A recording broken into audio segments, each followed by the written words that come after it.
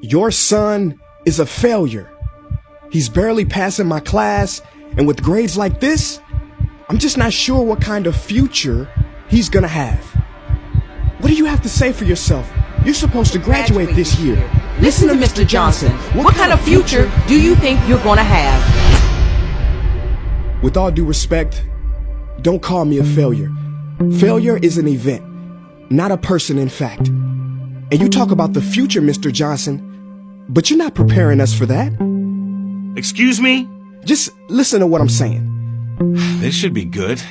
Would you agree that in the future, most careers will become automated? Yeah, so? So the people who succeed will have to be curious, innovative, with resilience to adapt to new changes. What's your point? My point is, the focus in this school is not on that. It is on regurgitating information and test taking, and that's just real. But in today's world, creativity is the most important leadership skill. Oh, that's how you feel.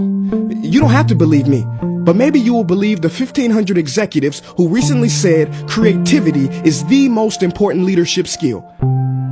See, pretty soon, no one will be hired because of what they know. Because who cares what you know or if you've memorized a fact? We've got Google and Siri for that. In the future, people will be hired because of what they can do with their knowledge. Can they creatively solve real-world problems, not just follow instructions or directions and bubble in multiple-choice questions? So, Mom, that's why I'm stressed, because these robotic tasks we learn in school should stop. Because no one can do a robot's job better than a robot. Billionaire founder of Alibaba, Jack Ma, said that we should not compete with artificial intelligence, but instead focus on developing unique human intelligence. Mr. Johnson, drills are for teeth, not the human mind. So these repetitive knowledge-based tasks we must leave behind. Or in the future, you're gonna find a lot of people graduating out of your class right into the unemployment line. See, many top companies today don't look at grades. Mom, that old way is expiring. Google has been quoted as saying GPAs are worthless criteria for hiring. Founder of Tesla, Elon Musk, agrees. So I say this with unease and sorrow. If you continue to teach today as you taught yesterday, then you rob us students of tomorrow. Mr. Johnson, I'm gonna keep it real with you. Sometimes sitting in your class is tough.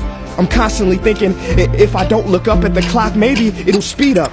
So I listen to you do my work and pay attention, feeling like an hour had to have gone by. But it was only 3 minutes. So if you wonder why we're bored in class, look, you want to get a kid to hate reading? Give them this, a school textbook. And some people think it's our fault, and that hurts me. They say you can lead a horse to water, but you can't make him drink. And to that I say no. Firstly, you can put salt in that horse's hay and make him thirsty. And if you bring joy in your classroom, you can make any bad student nerdy, as he or she discovers the beauty of truly learning. Mr. Johnson, I mean no disrespect. You have the most important job on this planet. You build, create, and save lives. But if you really care about my future, like you say, then you have to fully commit and ask yourself honestly, how do I prepare a child for a future that doesn't yet exist?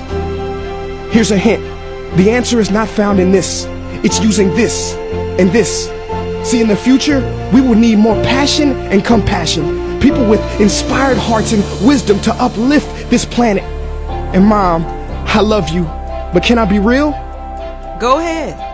You want to know one of the biggest factors for childhood success? It's not IQ. It's family meals. And we haven't had one of those in a while.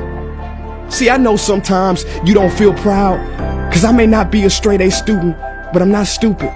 These tests may be 70% of my grade, but they're 0% of my future. But don't worry, I'll pass this class and get through this. But I need you to give me the space I need to be me and live true. Because the best feeling in the world is that your own parents get you. There's a passage in a book called The Prophet by Khalil Gibran. And if you don't mind, I'd love to share it with you. Go ahead. See, he says, your children are not your children. They are the sons and daughters of life longing for itself. They come through you, but not from you. And though they are with you, they do not belong to you. You may give them your love, but not your thoughts, for they have their own thoughts.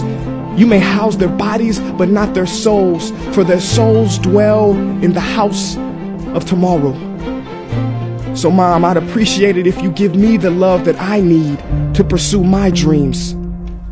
See, if we are to succeed, all three of us need behavior change on all fronts. We talk about the future, but the future is now, and it is created now by all of us. I've never heard you speak like that before. Yeah, I didn't know. But I'm going to reach out to administration and try to change some things. You have my word.